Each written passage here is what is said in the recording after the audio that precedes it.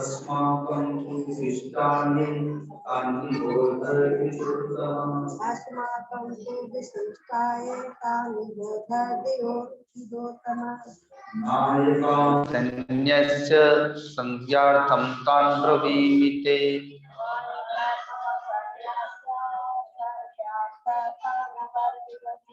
भवान् भीष्मश्च कर्णश्च कृपश्च समितिञ्जयः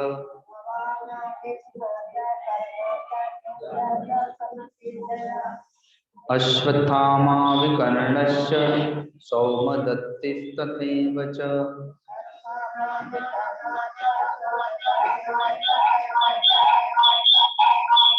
अन्ये च बहवः शूरा मदर्थे त्यक्तजीविताः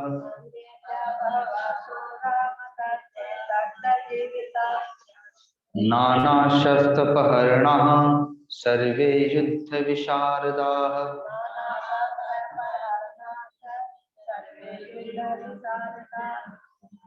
अपर्याप्तं तदस्माकं बलं भीष्माभिरक्षितम्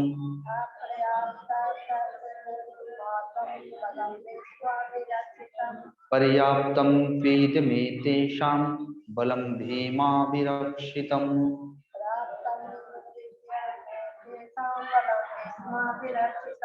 अयनेषु च सर्वेषु यथा भागमवस्थिताः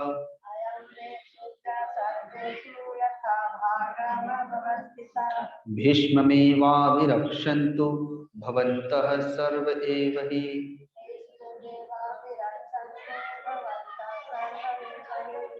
तस्य संजनयन् हर्षं पुरोवृत्तः पितामहः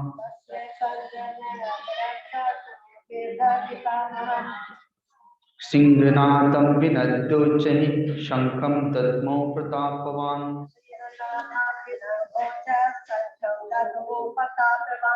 ततः शङ्खाश्च भैर्यश्च प्रणवानक गोमुखाः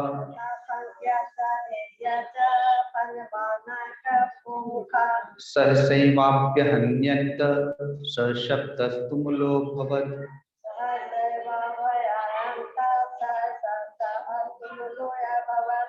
ततः श्वेते हयैर्युक्ते महते सन्दने स्थितौ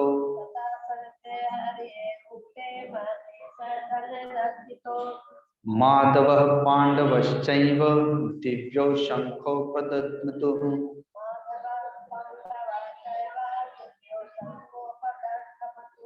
पाञ्चजन्यं ऋषिकेशो देवदत्तं धनञ्जयः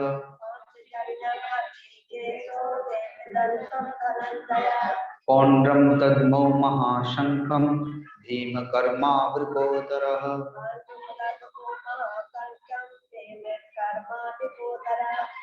हरि ओम तत्सत् हरि ओम तत्सत् हरि ओम तत्सत्।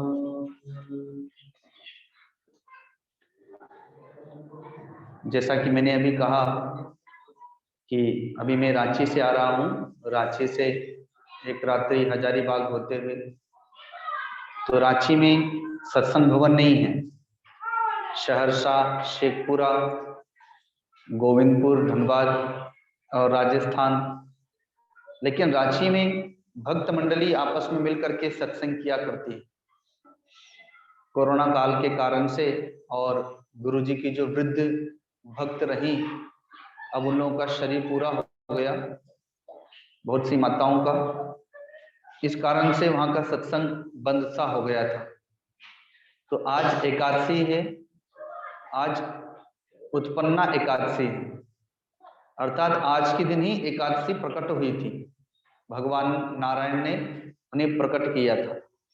तो इसी एकादशी के शुभ मुहूर्त पर आज पुनः, और मंगलवार का मंगलमय दिन भी है, तो रांची में आज पुनः सत्संग प्रारंभ हो गया। तो अभी ये जो हम सत्संग कर रहे हैं, जो गीता जी पढ़ाया है, ये उन्हीं लोगों को पढ़ाई जा रही थी। अर्थात आगे से मैं बोल रहा था, पीछे से वो लोग भी दोहरा रहे थे। उन लोगों ने मंगलाचरण किया, हनुमान चालीसा का पाठ किया, उसके उपरांत कुछ भजन किए और फिर अभी गीता जी का पाठ हुआ। तो थोड़ा सा सत्संग होगा आज। यहाँ के लिए भी प्रथम दिवस है सत्संग का, और उन लोगों के लिए भी प्रथम दिवस है। उसके उपरांत फिर वो लोग भजन करके समापन करेंगे, आरती करके समापन करेंगे वो लोग। आप लोगों ने तो आरती कर ही ली है। शुभ कार्य करने के लिए प्रयत्न करना पड़ता है, अशुभ कार्य करने के लिए प्रयत्न नहीं करना पड़ता। मन बुद्धि चित्त अपने आप उसी ओर बह जाते हैं। नवरात्रि के दिनों में 9 दिन का जलहार व्रत हम लोग करते हैं। 9 दिन केवल गंगा जल पीते हैं। तो उन्हीं व्रत के दिनों में गुजरात से कुछ लोग आए हुए थे, वे लोग व्रत कर रहे थे। तो एक माँ और अपने बेटे को लेके आई थी व्रत कराने के लिए, सूरत के पास की थी। तो 4-5 दिन बीत गए थे, 9 दिन का व्रत था। वह अपने बेटे को हम लोगों के पास थोड़ी देर के लिए बातचीत करने के लिए आती है। तो उसने कहा कि स्वामी जी, ये तंबाकू गुटखा बहुत खाता है और इसके दांत भी खराब हो गए, कल के दिन कुछ रोग ना हो जाए, डर लगता है। आप इसे समझाएं कि ये तंबाकू खाना छोड़ दे। तो मैं कुछ बोलूं उसके पहले ही इसने बोलना शुरू किया कि स्वामी जी, मैं सोचता था कि मैं भोजन के बिना रह सकता हूं, पर तंबाकू के बिना नहीं रह सकता। लेकिन अभी देख रहा हूं कि 5 दिन व्रत हो गए, 5 दिन में मैंने चूंकि गंगा जल ही पीना है और कुछ मुंह में डालना ही नहीं है, तो 5 दिन मैंने तंबाकू नहीं खाई, गुटखा आदि नहीं खाया। तो अब मुझे इतना बल मिल रहा है कि लगता है कि अब मैं इसे छोड़ ही दूंगा यहाँ से जाने के बाद। ऐसे तो व्रत में तो छूट ही गया है, और घर जाऊंगा तो फिर अब उसे नहीं लूंगा। तो मैंने कहा कि हाँ चलो, बहुत अच्छी बात है, जब तुमने अपने ही विचार बना लिया तो और अच्छी बात हो गई, मुझे कुछ कहना नहीं पड़ा। लेकिन तुमसे मुझे एक शिक्षा मिली। वो शिक्षा यह है कि देखो, तंबाकू, बीड़ी, सिगरेट, गांजा, भांग, शराब, ये सब कड़वी चीजें हैं। शरीर को भी नुकसान पहुंचाती है, अर्थात तन को भी नुकसान पहुंचाती है, मन को भी नुकसान पहुंचाती है, और धन भी बर्बाद होता है इसमें, परिवार के लोग भी परेशान होते हैं। तो कहा कि देखो, तन मन धन परिवार सब इससे परेशान होते हैं, सब नष्ट होते हैं, लेकिन फिर भी व्यक्ति इसे लेता है, शुरुआत करता है, उसे कड़वा लगता है, और वो लेते लेते उसे इतनी आदत पड़ जाती है कि अब उसके बिना वो नहीं रह पाता, अर्थात उसकी लत पड़ जाती है। तो वैसे ही मैंने कहा कि तुमसे मुझे यह शिक्षा मिलती है कि तन मन धन को भी बर्बाद करने वाला कड़वा पदार्थ होने पर भी व्यक्ति इतना लेता है कि उसकी लत पड़ जाती है। तो इसका मतलब है कि बुरी वस्तु की यदि लत पड़ सकती है तो अच्छी वस्तु की भी लत पड़ सकती है। तो क्यों ना भगवान के नाम की आदत डाल दी जाए, क्यों ना भजन करने की आदत डाल दी जाए, क्यों ना सत्संग करने की आदत डाल दी जाए। प्रारंभ में तो जब तंबाकू खाते हैं तो बहुत कड़वी लगती है, चक्कर भी आता है, उल्टी भी हो जाती है, लेकिन लोग फिर भी इतना खाते रहते हैं कि उसकी आदत पड़ जाती है, कैंसर रोग हो जाता है। और भजन, सत्संग, पाठ, जब इसकी आदत पड़ जाएगी तो रोग नहीं होगा, भव रोग ही दूर हो जाएगा, भव रूपी रोग ही नष्ट हो जाएगा। तो इसलिए यही शिक्षा मिलती है कि हमें बुराई की नहीं बल्कि अच्छी वस्तुओं की लत डालनी चाहिए। और प्रारंभ कभी ना कभी तो करना पड़ेगा, प्रारंभ में संघर्ष होगा, लेकिन एक बार जब प्रारंभ हो जाएगा तो धीरे धीरे धीरे फिर उसकी आदत पड़ने लग जाएगी, और जब आदत पड़ जाएगी तो ऐसी लत पड़ जाएगी कि उसके बिना नहीं रहा जाएगा। जैसे रांची में ही गुरु जी की भक्त कांताबाई, जिनके यहाँ पे सत्संग प्रारंभ हो रहा है, तो पिछले वर्ष जब मैं वहां पर गया था रांची में, तो मुरारीलाल मोदी जी हैं, एडवोकेट है, वकील हैं, उन्हीं के यहाँ पे सत्संग हो रहा था। तो कोरोना की प्रथम लहर आके जा चुकी थी, घर से लोग, बूढ़े लोगों को, बच्चे लोग निकलने नहीं दे रहे थे। तो उसी समय में पहुंचा था। तो बच्चों के मना करने पर भी वो नहीं मानती और सत्संग में आती है। जैसे यहाँ पे 2 समय सत्संग होता है, ऐसे वहां पर भी 2 समय सत्संग होता है। तो सुबह 9 बजे से 10 बजे तक सत्संग में भी आती थी, शाम को 3 से 5 के सत्संग में पुनः आती थी। जबकि उनका घर जहां में ठहरा था वहां से आधा घंटा आने में, आधा घंटा जाने में लगता था। तो 2 घंटे तो केवल आने जाने में ही लगते थे, क्योंकि 2 बार आती थी। और जहां मैं ठहरा था वहां पर सीढ़ी चढ़ करके जाना पड़ता था, जबकि अब उनसे चला नहीं जाता था ठीक से, शरीर में रोग होने से। लेकिन फिर भी बच्चों के मना करने पर भी, कोरोना महामारी फैली हुई है फिर भी, और सीढ़ियां चढ़ना पड़ेंगी फिर भी, वो दोनों समय में आती थी। क्योंकि वो कहती थी कि ये सत्संग की मुझे लत पड़ गई है, ये सत्संग ही मेरी खुराक है। मैं बिना भोजन के रह सकती हूँ, लेकिन बिना सत्संग के नहीं रह सकती। और गुरुजी साल में एक बार आते हैं, तो इस साल भर में मुझे गुरुजी से इतना ज्ञान मिल जाता है, सत्संग मिल जाता है कि फिर साल भर तक मेरी बैटरी चार्ज हो जाती है। तो ऐसी लगन लग गई, ऐसी सत्संग की लत लग गई कि जब शरीर जा रहा था उनका, तो जय गुरुदेव, गुरु जी से मिलना है, गुरु जी से मिलना है, ऐसा कहते हुए शरीर छोड़ती हैं। जबकि सारे लोग चारों तरफ खड़े थे, बेटा, बहू, पोता, पोती, अन्य रिश्तेदार, पर किसी की ओर नहीं देखा, किसी की कामना नहीं की, गुरु की कामना की। तो वह हम सबको भी प्राप्त हो कि अंतिम समय में भगवत स्मरण रहे, परमात्मा हमारे सामने रहे, हमारे हृदय में रहे। वो तभी होगा जब हम अच्छाई की लत डालेंगे, आदत डालेंगे। कोई जप की आदत डाल लेता है तो खाते पीते सोते जागते उसका जप चलता रहता है।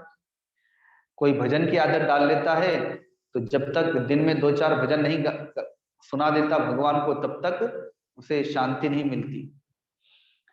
2-3 साल पहले ही मैंने ही कांताबाई को कहा था कि आपको भगवान को रोज 3-4 भजन सुनाना है। तो अंतिम दिन तक वो भजन सुनाती हैं। अंतिम समय में तो हॉस्पिटल में थी, तो मन से ही मानो स्मरण करती थी भगवान का। लेकिन जब तक शरीर स्वस्थ रहता है तब तक प्रतिदिन उन्होंने कुछ भजन भगवान को समर्पित किए। तो कोई जप की आदत डाल लेता है, कोई भजन की आदत डाल लेता है, कोई सत्संग की आदत डाल लेता है। ऐसे करते करते फिर मन में भक्ति बढ़ने लगती है, ज्ञान बढ़ने लगता है, वैराग्य बढ़ने लगता है। संतों की, सदगुरु की, गौ की, धर्म की सेवाएं बढ़ने लगती हैं। और जब ये सब बढ़ने लगेंगे तो चित्त शमशांत होने लगेगा, मन की अशांति दूर हो जाएगी, बेचैनी दूर हो जाएगी। लोग व्यंग बोलेंगे, हंसी करेंगे उसकी, उसे भला बुरा भी कहेंगे कि देखो ये लोग भजन करने लगे हैं, बड़े आए भजन करने वाले। लेकिन उसे उनकी तरफ ध्यान ही नहीं जाएगा। वो तो अपने भगवत भजन में इतना लगा रहेगा कि उसे इन सब की चिंता भी नहीं रहेगी। कहने वाले कहते रहे, हमें तो अपने काम से काम। इसमें प्रतिकूल परिस्थितियां आएंगी, बाधा उत्पन्न होगी, लेकिन फिर भी वह उन प्रतिकूल परिस्थितियों को सहन करेगा, बाधाओं से विचलित नहीं होगा और अपने सत्संग में लगा रहेगा। तो एकादशी का दिन, एकादशी में गृहस्थ के लिए, सदगृहस्थ के लिए फलाहार का विधान है। आप लोगों में से कितने लोगों ने एकादशी व्रत किया है? कोई एकादशी करता है कि नहीं यहाँ पर? अच्छा, बस केवल चावल नहीं खाते हैं, बस इतना कर देते हैं। जबकि ये जो एकादशी का व्रत है ये सदगृहस्थों के लिए है, संतों के लिए नहीं है। संतों का व्रत दूसरा है, सदगृहस्थ भक्तों के लिए एकादशी का व्रत है।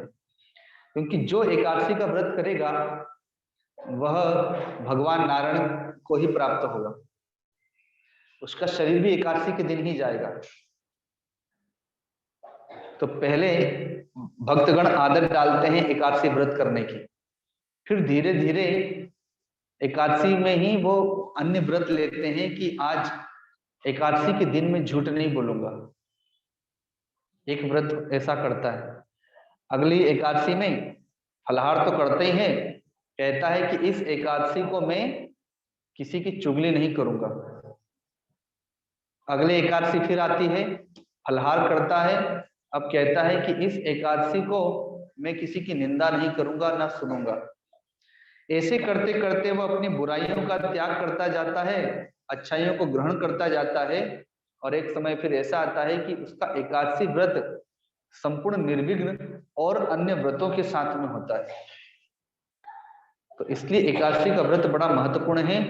तो आज उस एकादशी के महत्वपूर्ण दिवस में ही ये सत्संग प्रारंभ हुआ है।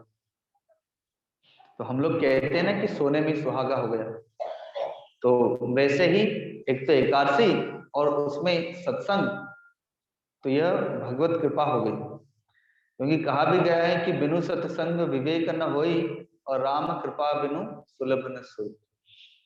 बिना सत्संग के विवेक नहीं मिलता। परिवार में सुख दुख, लाभ हानि, जय पराजय आदि प्रकट होते रहते हैं, जिसके कारण से हमारे संबंधों में, नातों में कड़वाहट होने लगती है। पति पत्नी के संबंध में, माता पिता के संबंध में, सास ससुर के संबंधों में कड़वाहट आने लगती है। लेकिन जब विवेक मिल जाता है तो हमें कब कहाँ छोटी छोटी बातों को सहन करने की क्षमता मिलती है, उन्हें दूर करने की युक्ति प्राप्त होती है, और उससे संबंध और भी घनिष्ठ हो जाते हैं और बल्कि प्रेम में बदल जाते हैं। तो वो विवेक से होता है, और विवेक मिलता है सत्संग से। लेकिन वो सत्संग जब तक भगवत कृपा नहीं होती तब तक नहीं प्राप्त होता। मुझे याद है बाल्यावस्था में मैं प्रतिदिन सुबह उठ करके दौड़ लगाने जाता था और एक मंदिर में जाया करता था। दौड़ करके दौड़ना भी हो जाता था और मंदिर में जाके पूजा भी हो जाती थी। तो वहां जाकर के मंदिर में पूजा करके सुबह सुबह और वापस आ जाता था। तो वहीं पे एक संत आए, तो मंदिर के पास में ही कुटिया थी, वहीं पर वे ठहरे हुए थे। मैं उनके पास में गया, उनसे मैंने कुछ प्रश्न किए। तो चूंकि वे साधना में रहते थे तो वो मुझे ज्यादा नहीं बोल करके और कुछ बहाना बना के हटा देते थे, भेज देते थे वहां से। पर मैं मंदिर तो रोज जाता ही था, तो मैं रोज रोज जाने लगा। उन्होंने 1 दिन 2 दिन ऐसे करते करते 7 दिन तक ठीक से बात नहीं की। लेकिन फिर उनके मन में आया कि लगता है कि ये जिज्ञासु है। तब उन्होंने मुझे समय दिया।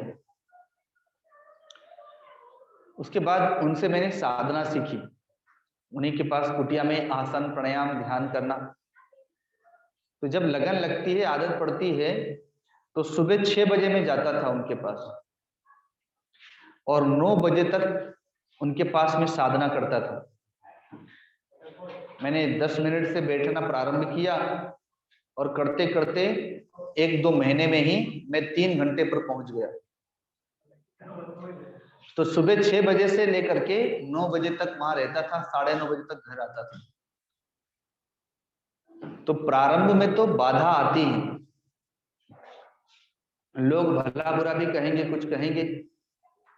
उन्होंने मुझे गीता रामायण दी, तो गीता रामायण पढ़ने लगा तो सब लोग विरोध करते थे कि ये गीता रामायण तो संतों का विषय है, ऐसा बार बार कह करके मना करते थे। इन्वर्टर है ना, इन्वर्टर ऑन कीजिए।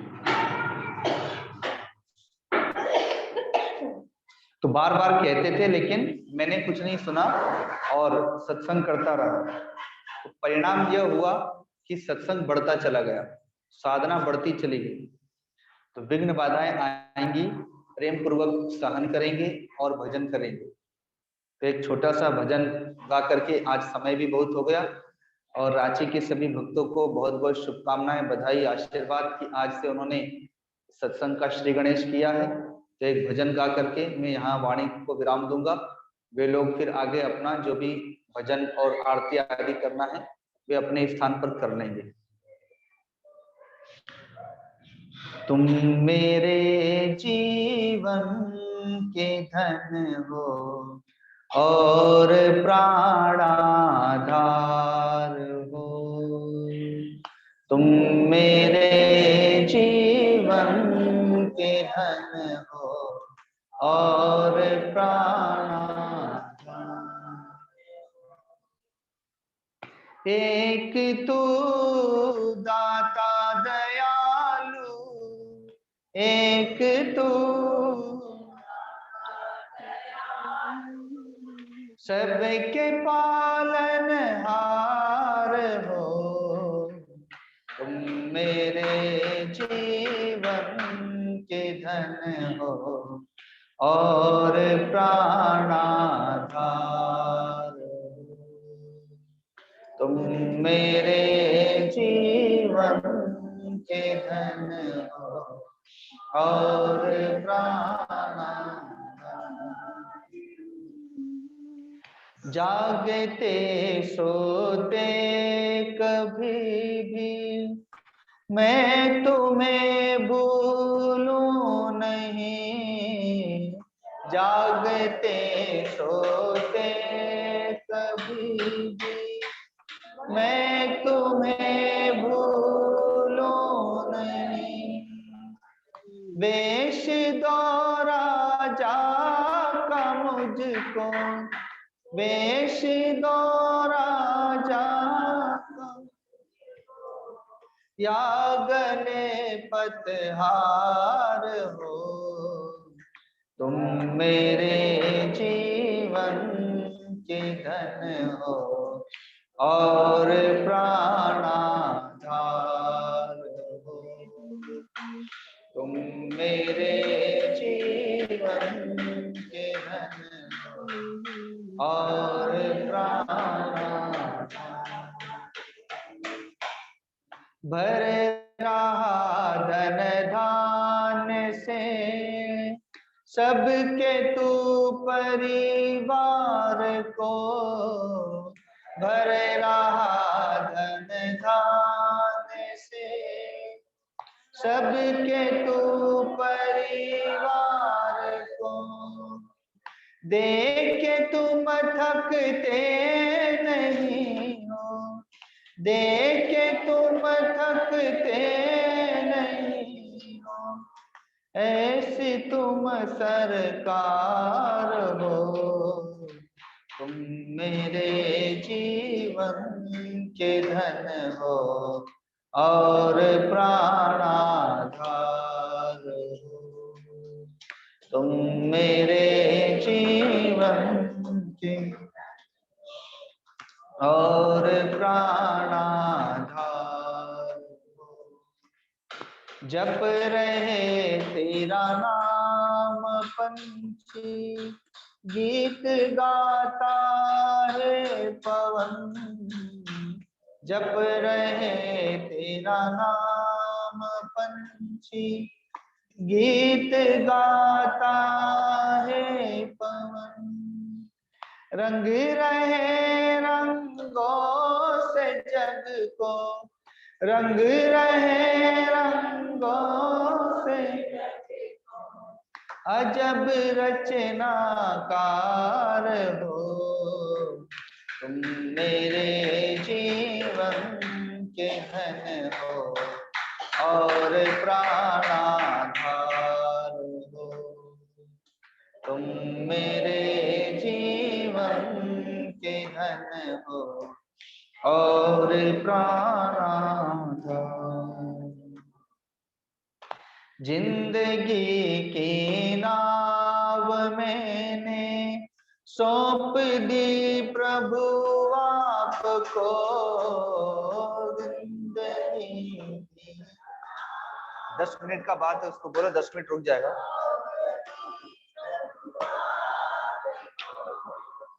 तुम डुबाओ या बचाओ, तुम डुबाओ या बचाओ, मेरे खेवनहार हो।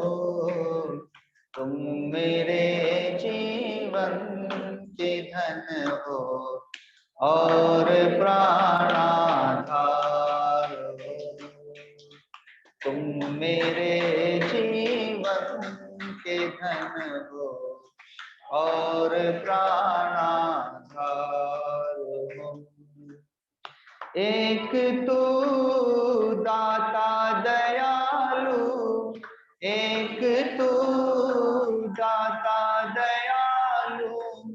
सबके पालनहार हो। तुम मेरे जीवन के धन हो और प्राणाधार हो। तुम मेरे जीवन के धन हो और प्राणाधार हो और प्राणाधार हो और प्राणाधार।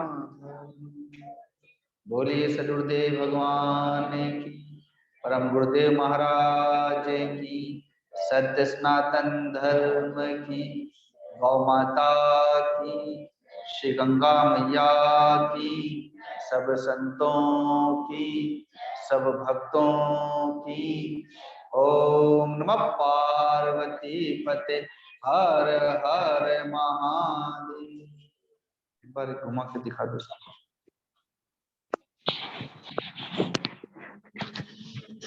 ये सब अपने शेखपुरा की भक्त मंडली है।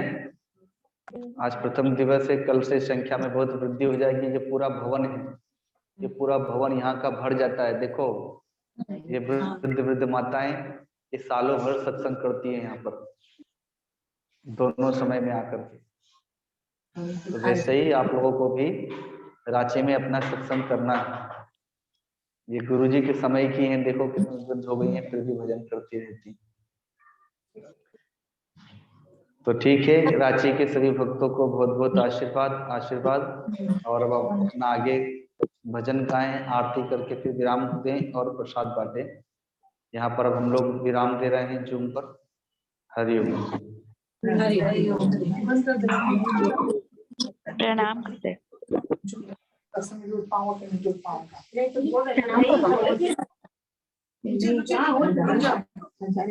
ना शिल्पा बोल रही थी, तो बोले थे कि हम वो हो सकता है मैं सब पूरा पहुंच पाऊंगी नहीं, मेरा उसी समय निकलने का, तो जल्दी निकले होंगे। बंद करते हैं। मेरे